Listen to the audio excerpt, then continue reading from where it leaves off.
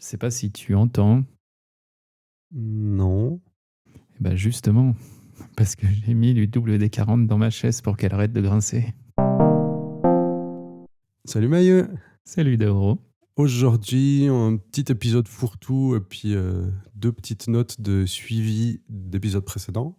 Et juste avant, évidemment, on boit du thé. Qu'est-ce que tu bois aujourd'hui? Du Longjing Peking Ming. Ça faisait longtemps. Ça faisait longtemps. Il traînait un peu dans mes placards, à vrai dire, parce qu'il commence à être un peu vieux lui aussi. Mhm. Mais de manière générale, je pense que les auditeurs savent maintenant que j'apprécie fortement le Longjing. Malgré son âge, parce qu'il a presque un an maintenant, voire un an, il a encore énormément de goût, il est toujours très agréable, je trouve. Ça fait plaisir. Et toi, qu'est-ce que tu bois? Un Genmaicha, ce thé vert avec des grains de riz soufflés. Et c'est pas le même deck que d'habitude parce que j'ai ouvert un nouveau paquet qui a été acheté relativement récemment. Donc là, les grains de riz sont soufflés, mais plus frais, on va dire, parce que simplement, il n'y a pas l'âge qui s'accompagne, quoi. Et du coup, il y a un petit côté un peu plus céréal dans le goût du thé lui-même que d'habitude, ce qui, moi, n'est pas pour me déplaire, là, c'est sympa. Mm. Après, c'est pas un game matcha exceptionnel, mais c'est un bon thé de tous les jours. Ça fait longtemps que j'ai pas bu du Game Age. Je crois que j'en ai encore. Pareil, il faudrait que je le finisse et je crois qu'il est un peu vieux.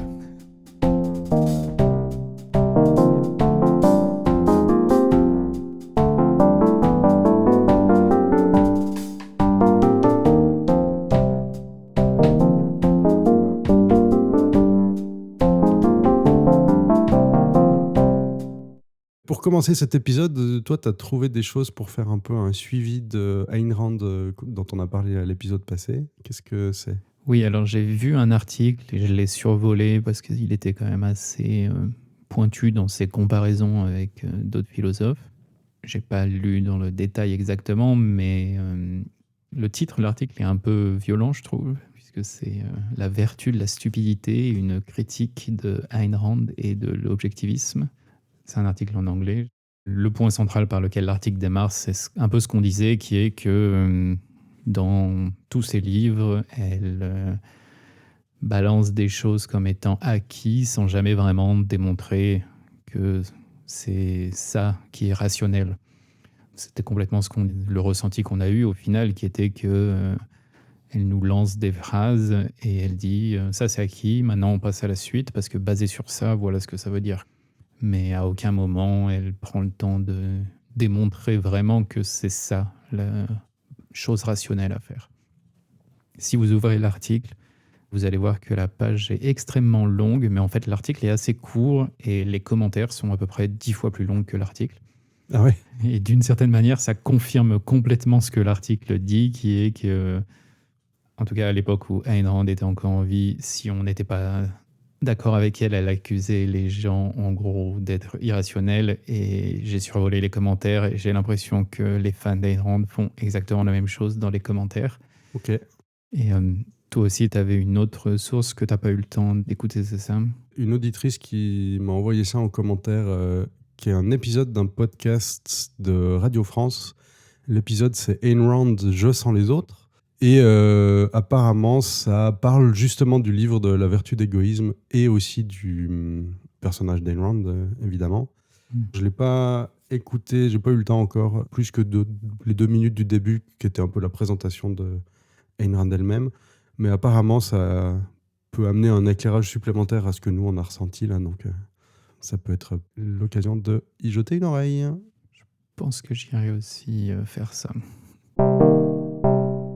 Autre petit truc de suivi, on avait fait tout un épisode sur la démo scène. Et il y a justement une nouvelle démo qui est sortie récemment par Razor 1911, qui s'appelle Razor 1911 et qui fait son petit effet dans la scène actuellement, qui est vraiment, à mon avis, toute sympa et très agréable à regarder, y compris peut-être pour des gens qui ne sont pas trop familiers. Mais alors, je pense qu'elle a encore plus d'impact pour les gens qui sont un peu familiers avec tout ça ou nostalgiques d'une certaine époque, des débuts de l'informatique en réseau aussi un peu. Je ne sais pas, est-ce que toi tu l'as vu? Oui, je l'ai regardé. Pour le contexte, c'est une démo qu'ils ont créée pour leurs 40 ans. C'est fou, 40 ans, quoi. Oui, c'est fou de se dire que ça fait 40 ans qu'ils existent. Et au final, c'est un peu une espèce de... Ça retrace un peu leur histoire. Ça démarre avec les effets du tout début, et puis au fur et à mesure, ça évolue, ça passe en 3D, enfin ce genre de choses, quoi. Et ouais, elle est vraiment très sympa à voir. Et comme tu dis aussi, en plus, vous connaissez un peu toute cette scène, j'ai l'impression que c'est encore plus sympa, vu ses références historiques. La bande son à noter aussi, personnellement, je l'adore vraiment. J'ai beaucoup écouté juste la chanson de fond, quoi, qui est vraiment très très chouette. Ouais, ouais. Tu voulais parler du AT Protocol ou AT Protocol, je sais pas comment il se prononce vraiment, et puis éventuellement de Eurosky aussi.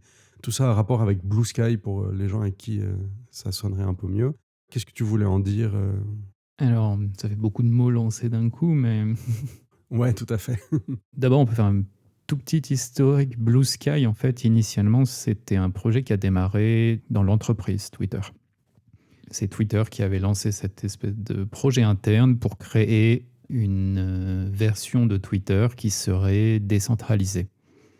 Ça veut dire que on pourrait avoir plusieurs endroits où nos données sont stockées, qui seraient gérés par différentes entités, pas forcément une seule entité comme Twitter.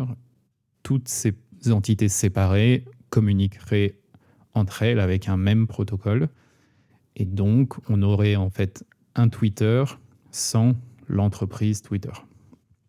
Et donc sans la centralisation des données, qui est globalement l'un des problèmes fondamentaux des réseaux sociaux actuels, qui agrègent cette quantité de données énorme, quoi. Donc ce projet Blue Sky, il a évolué, il a été sorti de Twitter avant que Twitter soit revendu à Elon Musk. Et il a continué son chemin, et ils ont au final créé tout un protocole qui s'appelle AT Proto. J'ai tendance à dire AT Proto parce que ça s'écrit AT en majuscule. Ouais, moi aussi. Mais c'est vrai que ça serait plus AT Proto, je pense. Et l'idée de ce protocole, c'est de prendre donc Twitter et de le séparer en petits morceaux. Mm. Si on imagine Twitter, il y a une partie de Twitter qui est le stockage des données des utilisateurs. Il y a une partie de Twitter qui est la génération du flux de messages. Une autre partie, c'est l'interface que les utilisateurs sur le web ou sur mobile utilisent. Et AT Proto, en gros, définit tous ces blocs de manière séparée, de manière à ce que tous ces blocs soient hébergeables par plusieurs entités séparées.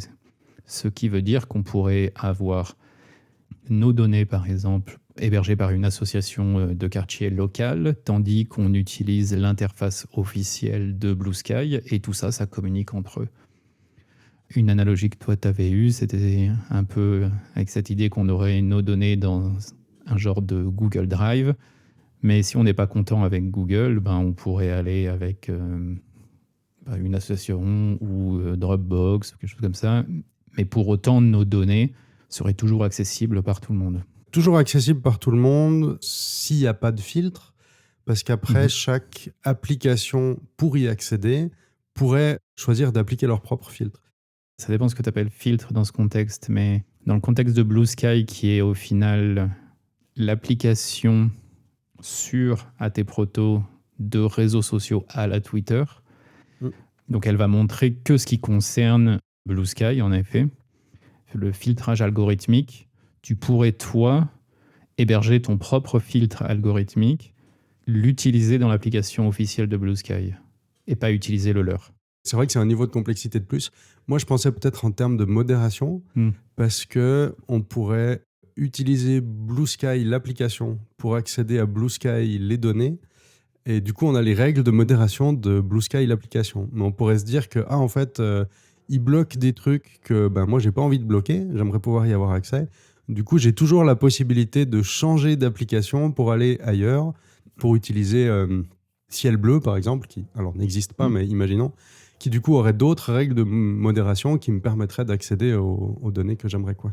C'est pour ça que c'est décorrélé, en fait, cette histoire de données qui sont l'aspect Google Drive et d'application. Donc il y a vraiment cette séparation de où sont les données et comment tu y accèdes qui sont décorrélées, et grâce à ça, en fait, on a vraiment la possibilité d'éclater les choses un peu plus facilement aussi. Dès que tu les sépares, ça fait qu'il y a des choses qui ont du sens à être hébergées par des petites entités, comme les données elles-mêmes, mais pour autant, il n'y a pas un impact de coût qui est énorme, parce qu'il faudrait en plus tout le reste, quoi. Là, il y a Mhm. juste besoin de dire, j'héberge mes données, même chez moi potentiellement. Si on est informaticien, c'est assez facile à faire. Et le serveur des données lui-même est très très peu gourmand en ressources. Un autre avantage de la technologie, ça permet aussi d'avoir des données qui sont sur le protocole, qui sont du coup stockées sur l'équivalent du Google Drive, mais les applications pourraient présenter les choses de manière différente et récupérer qu'une partie de ces données et en ignorer d'autres. Par exemple, Blue Sky, l'application, c'est l'émulation d'un réseau social, donc façon Twitter en fait, où on va prendre un petit peu des images, mais aussi des commentaires et pas trop grand-chose d'autre. Alors qu'on pourrait avoir une autre application comme, alors je ne l'ai jamais utilisée, je connais que de nom, mais Flashes par exemple, Ouais. qui est un équivalent d'Instagram. Et en fait, toutes les données, elles sont quand même sur le AT protocole. Simplement, quand Flashes va aller regarder les données sur notre équivalent de Google Drive, là, si on veut bien, il est intéressé par les images. Par contre, tout le reste, il laisse tomber, en fait. Ouais. Et il présente ça de manière aussi un petit peu différente. Donc, ça permet de faire des trucs super intéressants où on publie, entre guillemets, qu'à un seul endroit, mais on a différentes manières d'afficher des choses et d'ignorer ou pas certaines données C'est ça. pour afficher des trucs spécialisés, quoi. Le lien avec Eurosky dans tout ça, jusqu'à présent, la majorité du réseau est géré par Blue Sky, l'entreprise. Mhm. Eux, ils stockent absolument tout. Ils fournissent gratuitement, au final, du stockage pour toutes les applications qui seraient sur AT Proto. Quand on crée un compte, par défaut, si on fait rien de spécial, il va être stocké chez Blue Sky, l'entreprise. Et maintenant, on a une autre entité qui est apparue en Europe qui s'appelle Eurosky et qui, justement, pour l'instant, fait toute la partie hébergement de données. Donc, si vous voulez utiliser Blue Sky, mais avoir un compte qui ne soit pas aux États-Unis et pas géré par cette entreprise, vous pouvez utiliser Eurosky. Mhm. Vous créez votre compte là-bas, mais ensuite, vous pouvez utiliser toutes les applications. Quand vous postez un message via votre compte Eurosky, il sera vu par tous les gens qui utilisent pas Eurosky, etc. Donc, c'est vraiment ce côté décentralisé qui est intéressant, où c'est pas parce que les données sont stockées hors de l'entité principale qu'elles sont isolées. Dans le cadre d'Eurosky, l'avantage de stocker ces données là-bas, c'est que si demain Blue Sky, je sais pas, disparaît, par exemple, ne disparaîtra pas avec eux tout l'écosystème, toutes les données et autres. Si demain Twitter ferme, on perd tout Twitter. Voilà. Si demain Blue Sky ferme, non, parce que justement c'est décentralisé. Donc tout ce qui était stocké chez Blue Sky pourrait disparaître. Mais par contre, tout ce qui est chez Eurosky, tant que Eurosky reste debout, le truc continue de fonctionner en fait. Et puis, dans un contexte plus géopolitique où les États-Unis sont en train de potentiellement imposer des règles qui ne conviendraient pas au reste de la planète, quoi. On peut très bien se dire que Blue Sky imposerait des règles aux Européens qui, nous, ne nous conviennent pas. Et en stockant nos données sur Eurosky, au moins, on est sûr qu'on garde un petit peu plus le contrôle là-dessus. Oui, exactement. Alors moi qui avais créé un compte Blue Sky quand le Blue Sky avait ouvert, donc j'ai migré sur Eurosky et c'était quelques clics, ça s'est fait de manière transparente, tout marche bien et personne ne voit la différence en fait. C'est aussi ça le gros avantage par rapport à des instances Mastodon où c'est peut-être pas si facile. Là j'ai tout conservé, toutes les personnes qui me suivaient n'ont pas remarqué que j'ai migré quoi que ce soit et comme je continue à suivre exactement les mêmes personnes qu'avant, il y a en gros, aucun changement, à part que mes données sont maintenant stockées en Europe et pas aux États-Unis.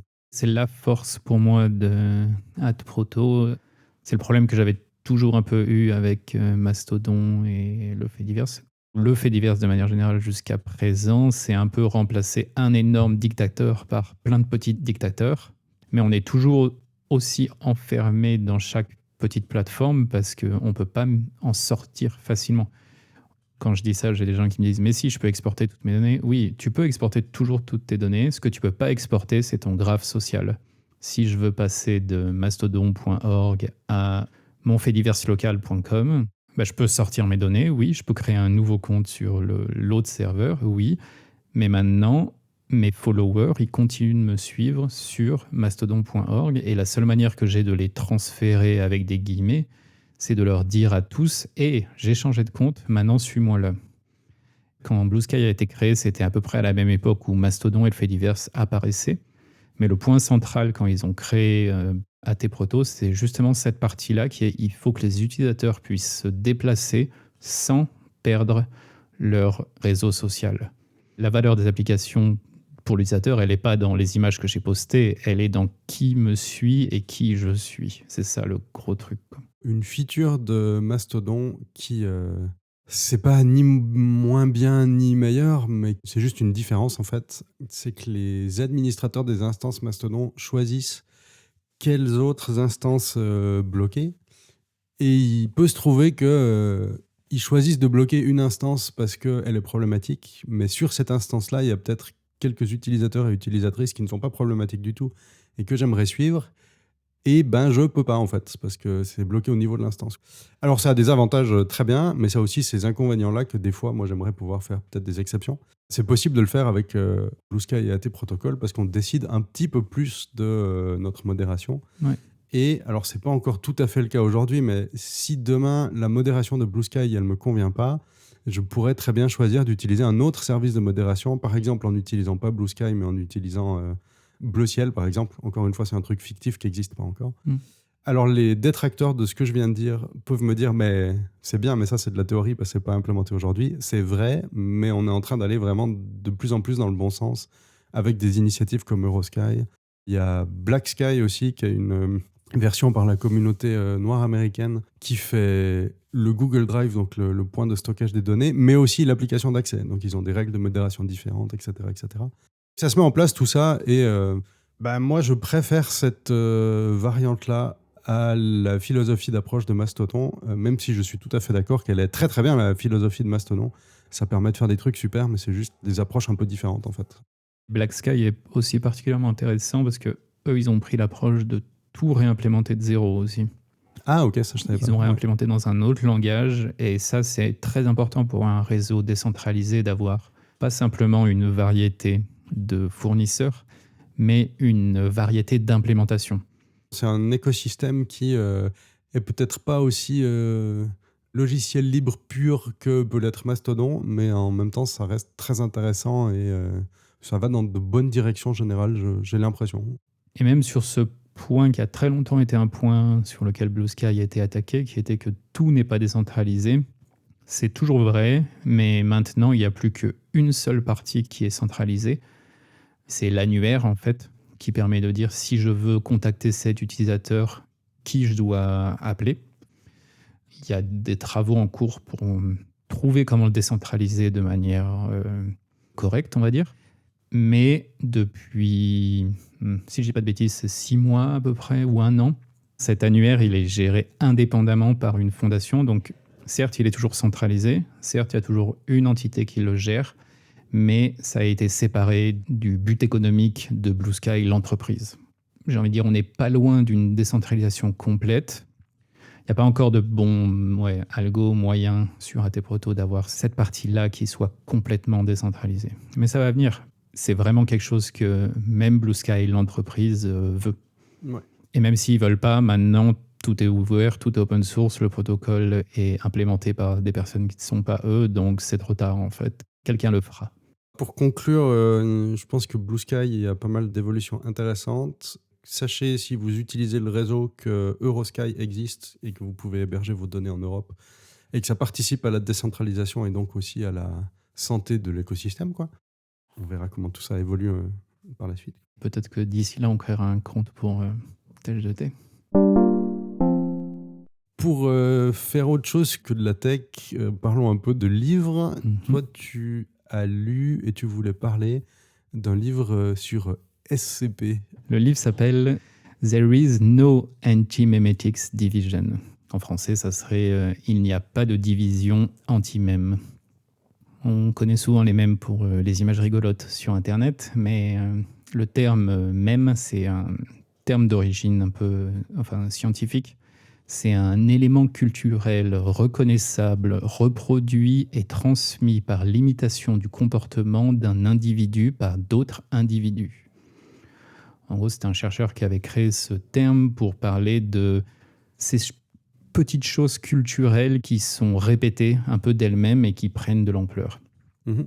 Et on les connaît principalement via les mèmes sur Internet, parce que c'est la pure culture qui émerge et qui, pour une raison qui nous échappe, est répétée ad nauseam sur Internet, quoi. Ça devient viral, et puis on s'en inspire, puis il y a des petites variations qui sont faites, mais c'est toujours la même base. Et donc un anti-mème, c'est l'idée inverse, ce serait un élément culturel ou quelque chose qui, par sa nature, ne peut pas être transmis du tout. Ok. Donc ce livre, c'est un livre de, on va dire, science-fiction horreur sur une organisation qui gère tout ce qui est paranormal. Et dans toutes ces choses paranormales, il y a une division spécifique qui gère tout ce qui est anti-mème.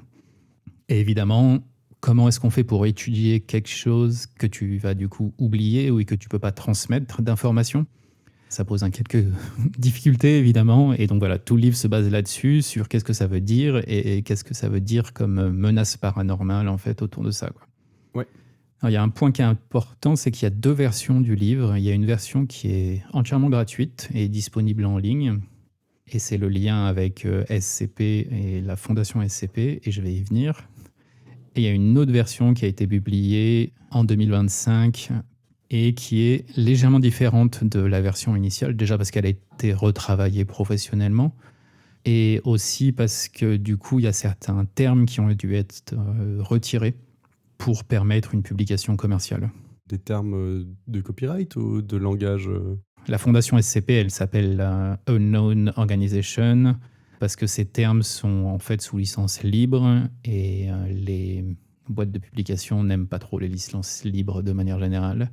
Il aurait fallu refournir le travail sous la même licence, etc. Ouais. Tous ces noms propres un peu sont modifiés, même le nom des personnages, parce que c'est des personnages qui potentiellement ont été utilisés dans d'autres écrits sous licence libre. Donc moi j'ai lu la version gratuite initialement, qui est un peu dure à lire, mais qui est bien. Dure dans le sens où il y a certains moments où on sent que ça n'a pas forcément été retravaillé complètement professionnellement, et que ça n'a pas été relu par des éditeurs qui ont l'habitude de faire ça. Mais en même temps, je trouve que ça colle un peu avec le thème. Parce que des fois, on lit des trucs et on dit « Mais attends, qu'est-ce qui s'est passé exactement ?» Et en ce moment, je suis en train de lire l'autre version, celle qui a été publiée professionnellement. Et c'est aussi assez rigolo de la lire parce que je relis des choses sans qu'il y ait les mêmes personnes ou entités, dans leur nom en tout cas. Et donc, il y a toujours un peu la question de ça, c'était différent d'avant ou pas. Et pareil, ça colle assez avec le thème. Tu peux pas t'en souvenir, mais du coup, Voilà. c'est marrant. Mais la nouvelle version, clairement, beaucoup plus lisible. Surtout si vous n'avez pas l'habitude de lire l'anglais, je pense qu'il vaut mieux se baser sur la nouvelle version.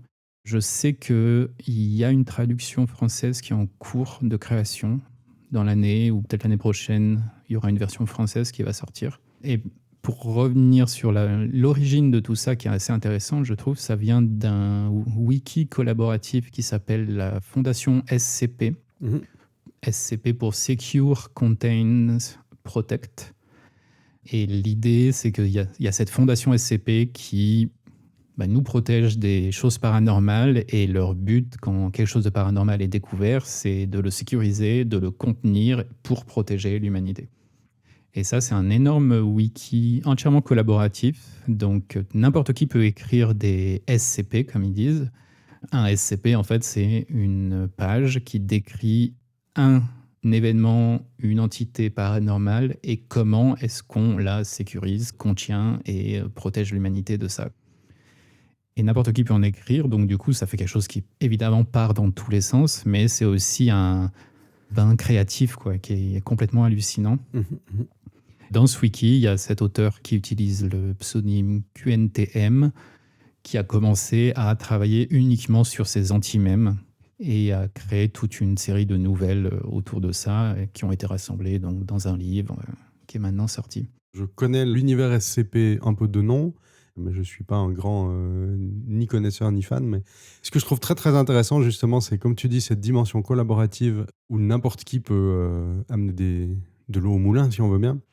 Et le fait que ce soit aussi tout sous licence libre, ça veut dire qu'on peut réutiliser du contenu et du lore, des textes et des choses comme ça de SCP à condition de nommer l'auteur original et de repartager le travail sous cette même licence, donc qui permet de la réutiliser et aussi de citer l'auteur original, quoi. Et du coup, c'est très très chouette parce que ça permet d'avoir comme ça une diffusion d'idées vraiment très sympa, de favoriser encore plus la créativité et de favoriser son accès, en fait, vu que tout est potentiellement gratuit dans ce sens-là. Tout à fait. Un des intérêts, c'est justement de plonger dans leur wiki pour aller lire les différentes choses qui existent, mais c'est aussi de fouiller là-dedans et de tomber sur des petites pépites. Je pense que c'est assez chouette. Évidemment, en termes de qualité, il y a de tout, et tout dans le wiki n'est pas forcément orienté horreur. Il y a des idées qui sont très angoissantes, évidemment.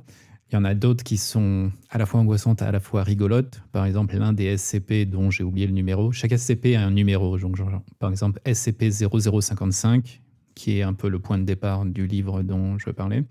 On peut le voir, on peut, tant qu'il est dans la pièce, discuter avec lui, on peut le décrire en négatif, donc on peut dire tout ce qu'il n'est pas, mais dès qu'on sort de la pièce où il est, c'est impossible de dire ce que c'était. Donc ça, c'est le point de départ pour les anti-mèmes.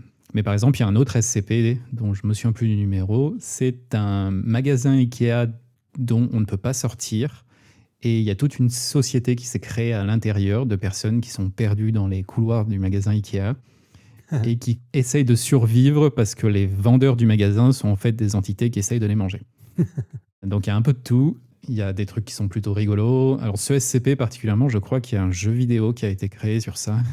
C'est justement ça qui est super intéressant avec l'univers de SCP, c'est que quelqu'un a pu avoir l'idée de ce magasin Ikea abandonné dont tu viens de parler.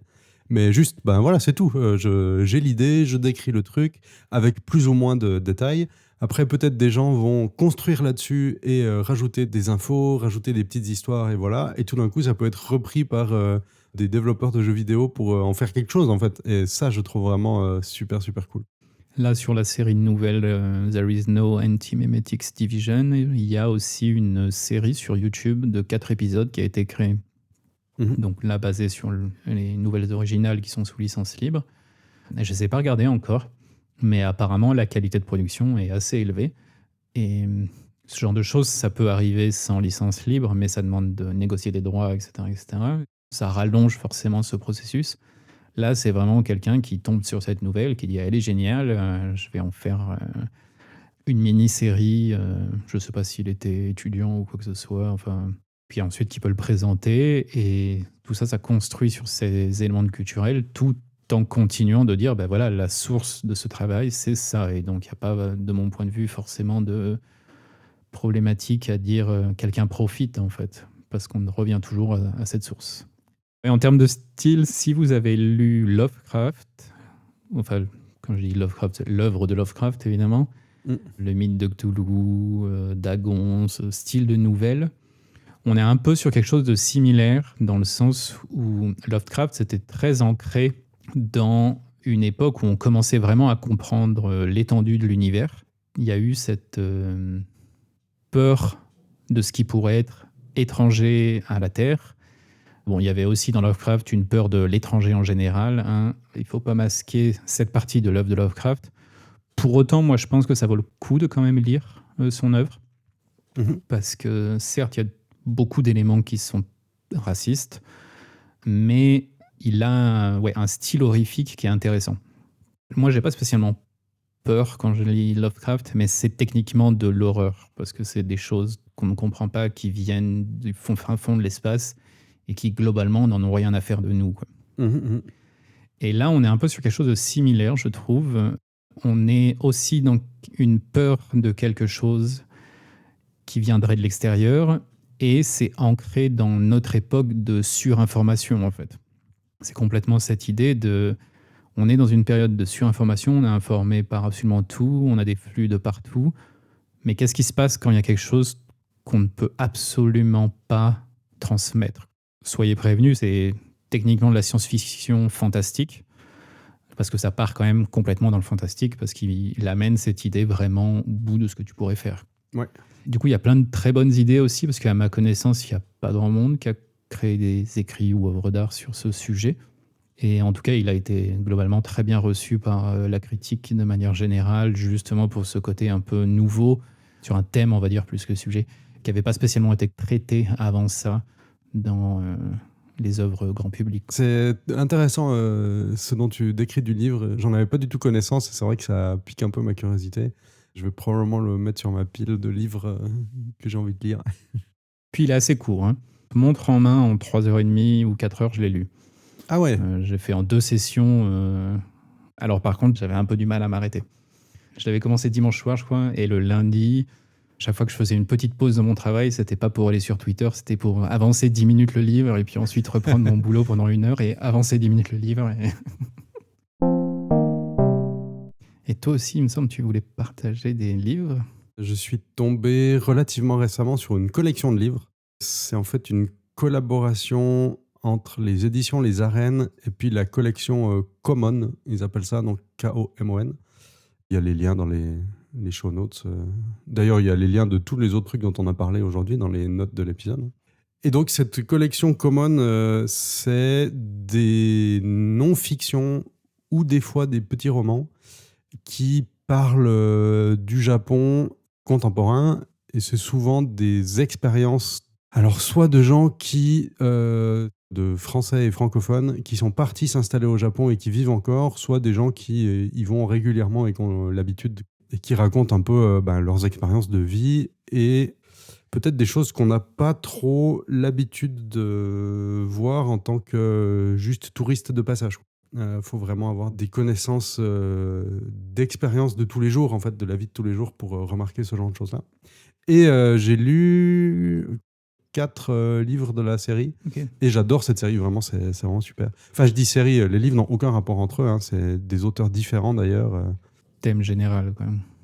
Donc ça peut parler autant de... le tout premier que j'ai lu, c'est La vie combini, donc ça parle des combini, les petits magasins de quartier qui sont ouverts 24 heures sur 24. Si vous avez déjà été au Japon, c'est super cool de retrouver des choses qu'on a pu rencontrer, voilà. Mais en même temps, ça va beaucoup plus loin parce qu'il y a plein de choses que je n'étais pas du tout au courant en fait sur d'où ça vient, comment ça marche, qu'est-ce que ça change aussi dans la vie de quartier, disons, ces combini-là par rapport à il y a une centaine d'années, par exemple. J'ai aussi lu Vue à Harajuku, qui était... alors moi, je croyais sur la 4e de couverture que ça allait plutôt parler de mode et d'habillage. Alors, c'est un peu vrai, parce que c'est le prisme de départ, mais en vrai, ça parle plutôt de la position des femmes au Japon et des injonctions générales de la société sur comment s'habiller, comment se comporter. Tout le monde a un uniforme, même si c'est pas un uniforme au sens militaire ou autre, mais pour aller au golf, tu dois t'habiller comme un golfeur, quoi. Tu peux pas te pointer en short, t-shirt, ça marchera pas, quoi. Et donc, ça parle aussi des injonctions de la société japonaise, tout ça, par le spectre de l'habillage, c'est super cool. Mon gros préféré, c'était Parmi les moines des rizières, qui est l'expérience d'un Français qui est parti pour aller se frotter un petit peu au bouddhisme. Alors au tout début en Chine, parce qu'il aurait voulu aller au Japon, mais bon, il a été en Chine, et au final aussi au Japon. Et c'est vraiment fascinant son parcours. Et ça apprend plein de trucs sur la vie sur place aussi, et des choses complètement insoupçonnées auxquelles j'aurais jamais eu accès s'il n'y avait pas eu ces bouquins-là. Pour tous les livres, le style est très facile à lire en général. Même si c'est des auteurs différents, il y a quand même un vrai travail d'édition pour faire que ça colle un peu. Je me sens pas dépaysé quand le bouquin change. Donc, si vous avez déjà été au Japon et que vous avez envie de vous replonger dedans, si vous aimez bien le Japon ou que vous êtes intéressé par voir comment ça pourrait fonctionner différemment que nos sociétés européennes, quoi, c'est super intéressant, vraiment, je vous les recommande. Ils sont relativement courts, ils sont très vite lus, c'est très chouette. J'avais survolé le lien avant l'épisode et lu quelques résumés, ça avait l'air intéressant, mais de ce que tu en dis, je pense que j'essaierai d'en lire quelques-uns. Ouais. Dernière petite chose avant qu'on se quitte, j'ai vu que le Fonds national suisse, qui finance la recherche scientifique en Suisse, chaque année, il récompense les meilleures photos scientifiques. Et les images de 2026 sont sorties avec les lauréats. Du coup, j'ai découvert la galerie de toutes les autres années aussi, parce que je ne connaissais pas du tout. Et c'est très chouette, voilà. Plein de photos de science soit de gens en train de la faire, soit des lieux, soit des sujets d'études. C'est les 3 catégories qu'il y a. Je vous recommande d'aller jeter un œil dessus. Il y a un lien vers la galerie dans la description. C'est vrai qu'il y a des choses très sympas. Il y a aussi, si on va sur le site du FNS, ils ont aussi toutes les galeries depuis 2017. Donc il y a vraiment beaucoup de choses. Et sur 2026, il y a des trucs assez sympas. Les 2 premières, je trouve, sont, de mon point de vue, les meilleures. Les 2 premières de la galerie. Un peu le truc d'oiseau ethnographique, on peut dire ça comme ça. C'est Ouais. un masque sur une personne. Puis la photo de la spéléologue. Mais j'aime bien que tu as ces 2 choses-là. Et en même temps, un petit peu plus loin, tu peux avoir les marques de pression d'un criquet qui va sauter, comme aussi de la peinture sur du bois. Il y a vraiment de tout, quoi. Note spéciale, on est aussi, je trouve, pour le Alone in the Lab, donc tout seul dans le labo, avec ce montage où on voit la même personne à plusieurs endroits du même labo. Ouais. J'aime assez aussi celle-ci. C'est les lauréats, donc elles sont globalement toutes bien. C'est très drôle, quoi, parce que c'est justement pas toujours axé sur purement la science elle-même. Il y a vraiment une grande variété. Et c'est aussi des fois juste les gens, quoi, et des regards assez rigolos sur ce qui est en train de se passer. Je sais que la France aussi a un équivalent. J'avais vu quelques photos de lauréats comme ça aussi, et c'est toujours impressionnant, je trouve, parce que soit ça peut être vraiment quelque chose d'esthétique, soit ça peut être quelque chose de, entre guillemets, purement scientifique, mais il y a quelque chose qui est intéressant dans la photo pour le côté photographique de la chose. Puis des fois, on regarde quelque chose et on se demande vraiment ce qu'on est en train de regarder, quoi. Je suis en train d'en survoler quelques-unes et ouais, il y a du bon dans tout. Avant qu'on se quitte, est-ce que tu peux, comme chaque épisode, rappeler où est-ce qu'on peut nous retrouver ? Déjà dans l'application que vous utilisez, n'hésitez pas à liker, mettre des favoris. Et sinon, la source principale, c'est évidemment notre site, donc tâche avec un s-2-t.fm. Et de là, il y a les liens vers nos différents réseaux sociaux. Il y a tous les épisodes en accès sur le site aussi. Et n'hésitez pas, oui, aussi à nous envoyer vos commentaires ou si vous avez des avis différents du nôtre aussi. Et peut-être, si tout va bien, on aura aussi un compte sur Eurosky d'ici là. Et puis, si l'épisode vous a plu, n'hésitez pas à en parler autour de vous. C'est le meilleur moyen de se faire connaître aussi. Puis quant à nous, on se retrouve dans quelques semaines pour un nouvel épisode. Ouais, allez, à plus.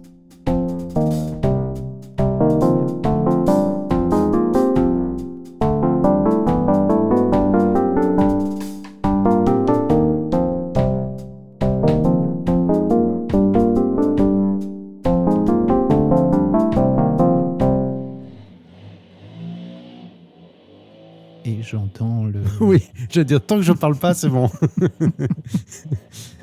Donc là, il est en train de souffler Ah oui, non, ça... de l'air juste devant ma fenêtre pour enlever des feuilles. Voilà.